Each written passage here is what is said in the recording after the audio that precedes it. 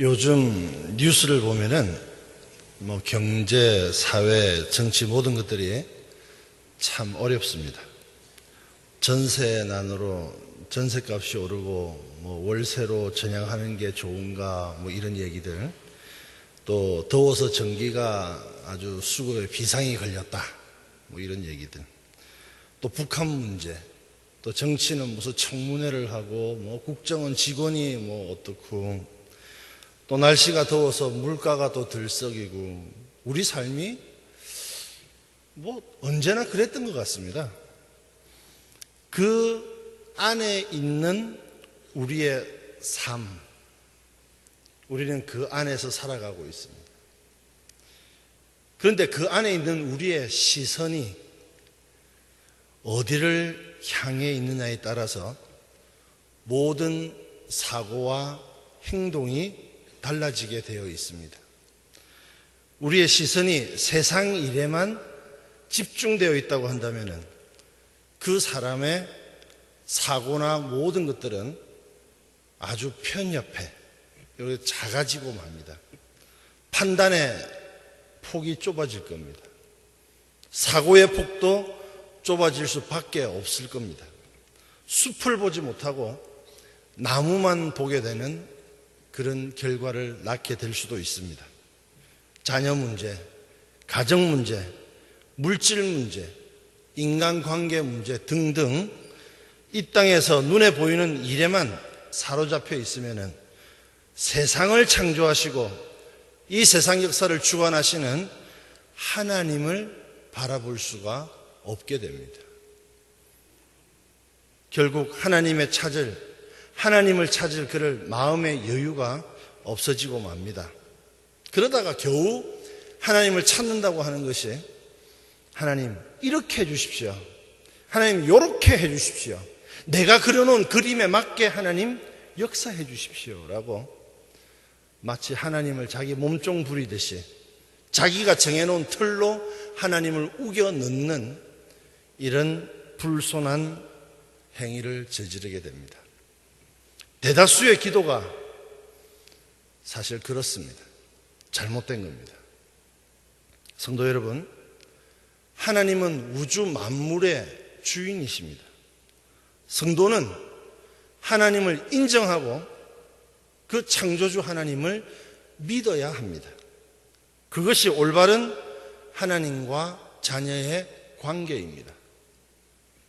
오늘 본문 1절과 5절에서 나의 영혼아 잠잠히 하나님만 바라라 라고 말씀하고 있습니다. 여기서 잠잠이라는 말은 침묵, 고요히, 묵묵히 이런 뜻이 있습니다. 세상이 요동치고 불안에 빠질 때 하나님의 뜻을 구하는 믿음, 하나님만을 고요히 바라는 신앙이 절실히 필요할 때입니다. 우리 삶의 여정에 숱한 인생의 문제들이 자녀 문제, 경제 문제, 사회 문제, 가정 문제 등등 여러 문제들이 우리를 공격해 오고 있습니다. 그럴 때 오직 하나님만 바라보는 신앙의 삶을 살아야 합니다. 오늘 본문 배경은 다윗이 대적들로부터 고난을 받고 있는 그런 상황에 처해 있는 것을 우리는 깨달을 수 있습니다. 그 환난과 고난 가운데 있는 다윗은 이렇게 기도합니다. 나의 영혼아 하나님만 바라라. 나의 영혼아 하나님만 바라라. 이렇게 기도합니다. 여기서 하나님만 바라라 이 말은 하나님만 의지해라. 내 영혼아 하나님만 소망해라. 내 영혼아 하나님만 바라봐라. 이런 말입니다. 오늘 이 본문의 제목 내 영혼아 하나님만 바라라 라는 제목으로 하나님의 말씀 전할 때 풍성한 은혜 있으시기를 예수님 이름으로 축원합니다. 하나님만 바라라. 그 이유는 첫째로 하나님만이 나의 구원자이시기 때문입니다. 본문 1절에 나의 구원이 그에게서 나는도다 라고 했습니다. 다윗은 환난 속에서 자기의 구원이 하나님으로부터 난다는 것을 고백하고 있습니다. 다윗의 처지를 3절에서 이렇게 표현하고 있습니다. 넘어지는 담, 흔들리는 울타리, 이렇게 비유하고 있습니다. 이때는 오직 하나님의 도우심이 필요한 때일 수밖에 없습니다. 하나님의 도우심만이 다윗을 구할 수가 있는 시간입니다. 보통 사람이 어려움이 닥쳐오면은 우연에다가 그 어려움을 돌려버리기도 합니다. 때로는 재수가 없어서 이런 일이 있다라고 속단하기도 합니다. 또 어떤 사람들은 어려움이 있을 때마다 그 원인을 다른 사람에게 돌리는 그런 경향도 있습니다. 그러나 다윗은 이 위기의 상황에서 오직 하나님만 바라는 신앙인이었습니다. 아무리 어렵고 힘들어도 자신의 구원은 하나님께만 있음을 알고 믿고 있었습니다. 그래서 본문 6절에서는 이렇게 찬양하고 있습니다. 오직 저만 나의 반석이시요 나의 구원이시요 나의 산성이시니 내가 크게 요동치 아니하리로다. 여기서 반석은 큰 바위를 의미합니다. 이는 하나님의 불변성, 하나님의 변치 않으심을 상징하는 말입니다. 이런 하나님이 계시기에 다윗은 위기의 상황에서도 나는 요동치 않는다라고 찬양하고 있는 겁니다. 하나님을 바라는 사람들이 가진 특징은 환난과 고통 속에서도 좌절하지 않는다는 것입니다. 다윗은 극한 상황에서 하나님의 구원을 체험하면서 이렇게 찬양을 합니다. 7절에서 나의 구원과 영광이 하나님께 있다. 8절에서는 하나님이 우리의 피난처시다. 백성들아 시시로 하나님을 의지해라 라고 말하고 있습니다. 여기서 시시로라는 말은 항상이라는 말입니다. 순경 중에서나 역경 중에서나 항상 하나님을 의지하라라는 말입니다. 이처럼 어떤 상황에서도 모든 인생에게 구원을 베푸시는 하나님을 믿고 그 하나님을 의지하는 경향의 성도님들이 되시기를 예수님 이름으로 축원합니다. 둘째로 하나님만 바라라. 그 이유는 인생의 연약함 때문입니다. 본문 9절에 진실로 천한 자도 헛되고 높은 자도 거짓되니 저울에 달면 들려 입김보다 경하리로다 라고 했습니다. 성경은 사람을 의지하지 말라고 합니다. 하나님을 의지하라고 합니다. 이유는 사람은 너무 가벼워서 저울에 달면은 입김보다도 가벼워서 들린다고 했습니다. 사람은 신뢰의 대상이 아닙니다. 본문 9절에서는 이렇게 얘기합니다. 천한 자도 헛되고 높은 자도 거짓되니 라고 표현하고 있습니다. 그 인생은 저울에 달면은 입김보다도 가볍다고 했습니다. 이 인생은 연약하기 때문입니다. 이러한 인생이 어떻게 우리의 신뢰의 대상이 될 수 있겠습니까? 예레미야 선지자는 인생을 의지하는 자의 결말을 예레미야 17장 5절에서 이렇게 말하고 있습니다. 무릇 사람을 믿으며 혈육으로 그 권력을 삼으며 마음이 여호와에게서 떠난 그 사람은 저주를 받을 것입니다 라고 얘기하고 있습니다.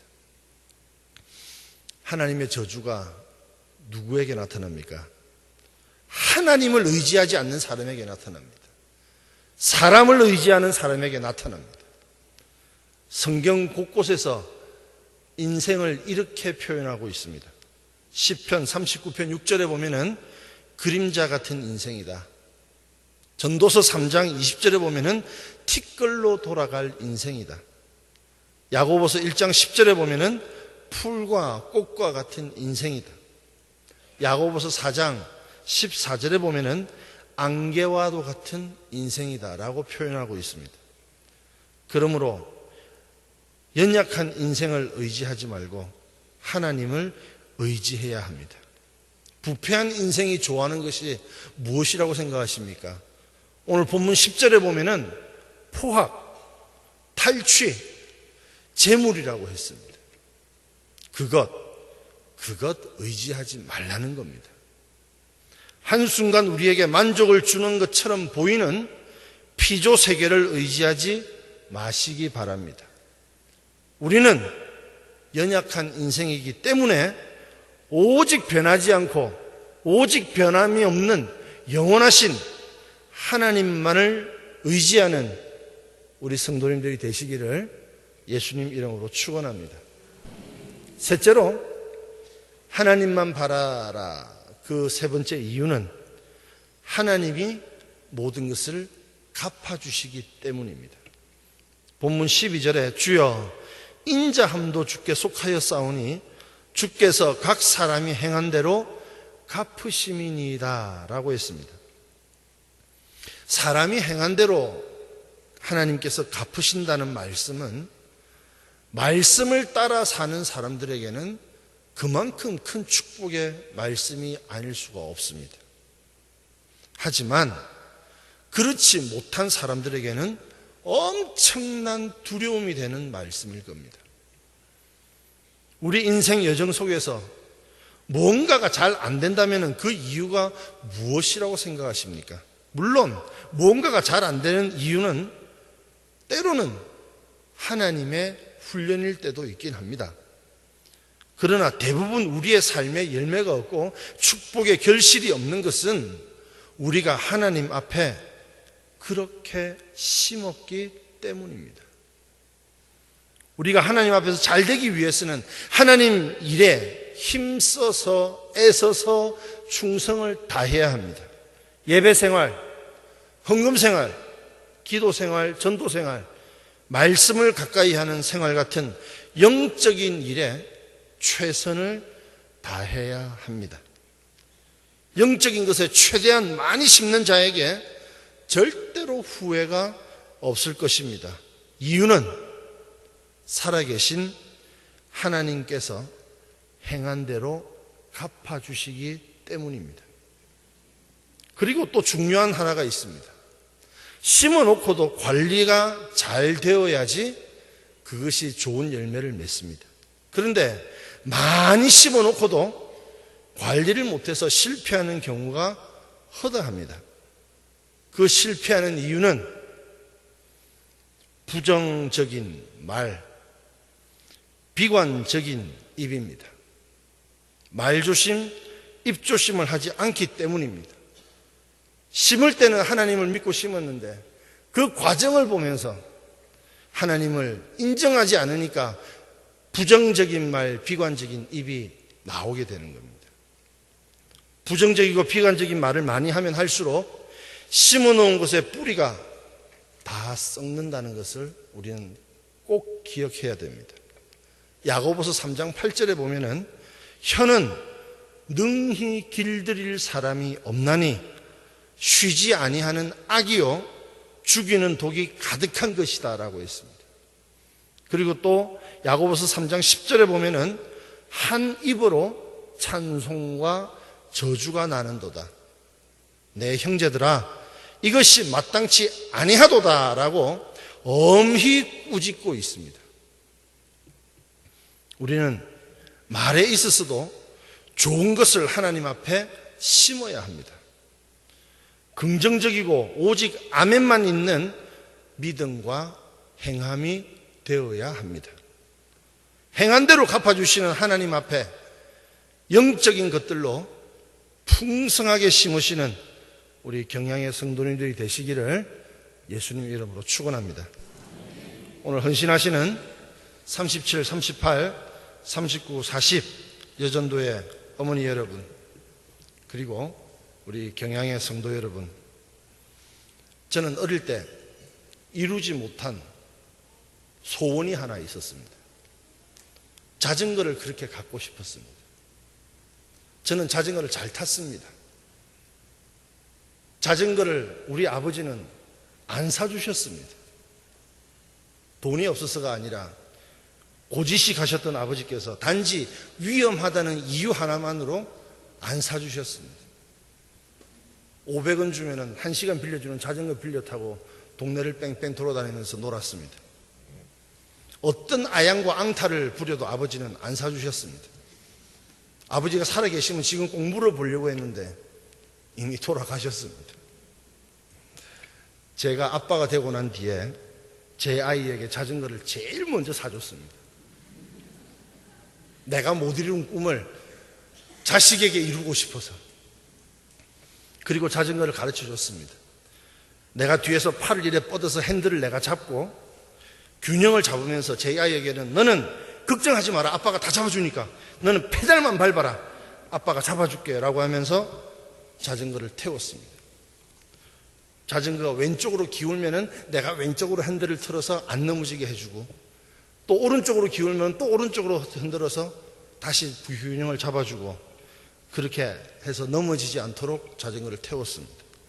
오르막길을 만나면 뒤에서 딱 밀어주면서 아이가 페달을 쉽게 밟도록 쉽게 올라갈 수 있도록 밀어주고 내리막길을 만나면 브레이크를 잡아서 자전거가 미끄러지지 않도록 뒤에서 발도 땅에 대고 이러면서 잘 내려갈 수 있도록 그렇게 속도를 줄여서 자전거를 가르쳤습니다. 아이는 자기 등 뒤에서 균형을 잡아서 넘어지지 않게 하는 아빠를 믿고 앞만 보고 페달을 밟았습니다. 아이는 자신의 등 뒤에서 밀어주는 아빠 덕분에 오르막길도 그다지 힘들이지 않고 쉽게 올라갔습니다. 아이는 자신의 등 뒤에서 브레이크를 조절해가면서 잡아주는 아빠 덕분에 내리막길도 미끄러지지 않고 조심조심 잘 내려올 수 있었습니다. 성도 여러분, 여러분 등 뒤에는 누가 계십니까? 여러분 뒤에는 누가 여러분들의 핸들을 잡아주고 있습니까? 여러분이 밖에 없습니까? 보이지 않는 하나님이 여러분들을 잡고 계십니다. 이런 찬양이 있죠.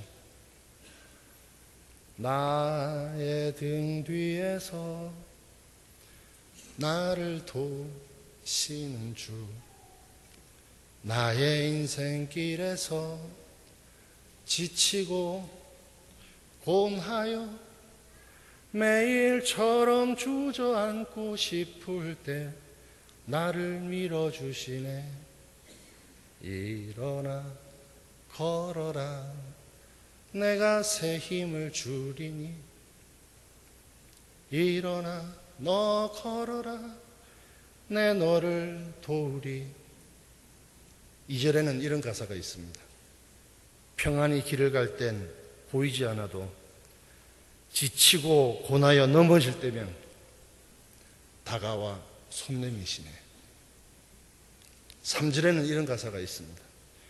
때때로 뒤돌아보면은 여전히 계신 주, 잔잔한 미소로 바라보시며 나를 재촉하시네.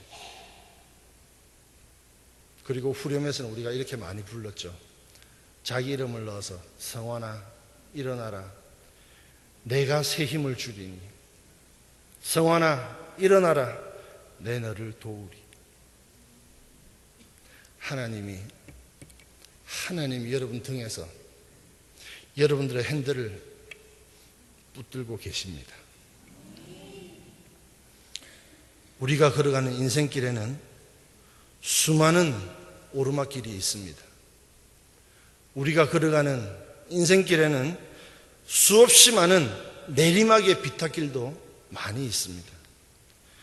숱한 인생의 문제들이 우리를 괴롭히고 있습니다. 이때 성도들은 불신자들과 달라야 합니다. 이때 성도들은 소망의 주님을 바라볼 수 있어야 됩니다. 이때 성도들은 신앙의 눈을 떠서 하나님을 바라봐야 됩니다. 인생의 역경도 하나님 손에 있습니다. 인생의 실패도 하나님 손에 있습니다. 인생의 성공도 하나님 손에 있고 인생의 부귀도 하나님 손에 있습니다. 하나님을 바라보지 못할 때 인간의 수단이 앞서게 되고 인간의 방법이 동원됩니다. 안타깝게도 거기에는 해답이 없고 해결점이 없습니다. 하나님만 바라보십시오. 그리고 더 중요한 건 내가 하나님이 되려고 하지 마십시오. 사람이 하나님이 하시는 일을 대신할 수 없고 사람이 하나님이 하실 일을 했어도 안 됩니다. 오늘 본문 11절 성경시 한번 찾아보십시오. 11절 다 같이 합독하겠습니다. 하나님이 한두 번 하신 말씀을 내가 들었나니 권능은 하나님께 속하였다 하셨도다. 권능은 하나님 손에 속하였다 했습니다. 다윗이 직접 하나님 음성을 두 번 들었는데 하나님이 권능은 내게 속하였다라고 했습니다. 하나님 백성이 가야 하는 길을 가로막은 홍해를 누가 갈랐습니까? 하나님이 갈랐습니다. 하나님이 백성이 걸어가야 하는 그 길에 가로막은 여리고성을 누가 무너뜨렸습니까? 하나님이 무너뜨렸습니다. 하나님의 백성이 걸어가야 하는 요단강을 누가 갈랐습니까? 하나님이 가르셨습니다. 하나님의 백성이 걸어가는 광야 40년을 누가 인도했습니까? 하나님이 인도하셨습니다. 하나님께서 모세를 위대한 지도자로 세우셨고 하나님께서 여호수아를 위대한 인도자로 만드셨습니다. 인간이 한 것이 아니라 하나님이 하신 기록입니다. 신구약 역사에 하나님의 간섭이 없는 사건이 어디에 있었습니까? 이 세상 만물의 모든 법칙은 만물이 주에게서 나오고 주로 말미암아 진행이 되다가 주님께로 돌아가야 하는 것이 이 세상 규칙이고 하나님의 법입니다. 그래서 우리 성도는 하나님을 경외해야 되는 겁니다. 그렇게 살도록 만들어져 있습니다. 하나님을 경외한다는 말은 하나님을 두렵고 떨리는 마음으로 섬기는 것을 말하는 겁니다. 결국 성도는 오직 하나님만 바라보고 살아야 되는 게 성도의 삶입니다. 하나님을 믿는 믿음으로 모든 결과는 하나님께 맡기고 우리는 앞만 보고 신앙의 페달을 열심히 밟아야 합니다. 일전에 매스컴을 통해서 미국이나 유럽 등지에서 신은 없다라고 하는 문구를 버스에 붙여놓고 사람들에게 선전하는 것을 보았습니다. God is nowhere. 하나님은 어디에도 없다. God is nowhere. 어떤 병원의 한 젊은이가 천장에 God is nowhere를 적어놓고 항상 보면서 신은 없다라고 그것을 확신하고 했습니다. 그런데 어느 날 지나가던 간호사가 그 문구를 보고 살며시 고쳐놓았습니다. God is nowhere. N-O-W-H-E-R-E. 이 nowhere를 W와 H 사이를 띄워놨습니다. God is now here. 하나님은 지금 여기에 계시다. 그 젊은이는 천장을 보다가 God is now here 이라는 문구를 보고서 여러 번 되뇌이다가 감동을 받고 예수님을 영접하게 되었다고 합니다. 하나님은 살아 계십니다. 하나님은 우리와 함께 하십니다. 하나님은 살아 계셔서 우리의 삶을 주관하고 계십니다. 하나님은 살아 계셔서 이 세상 역사를 주관하고 계십니다. 인생의 모든 것이 하나님의 뜻과 계획 안에 있음을 깨닫고 신앙으로 믿고 우리 평생의 구원의 하나님만 바라보는 축복의 성도님들과 오늘 헌신하시는 어머님들이 되시기를 예수님 이름으로 축원합니다.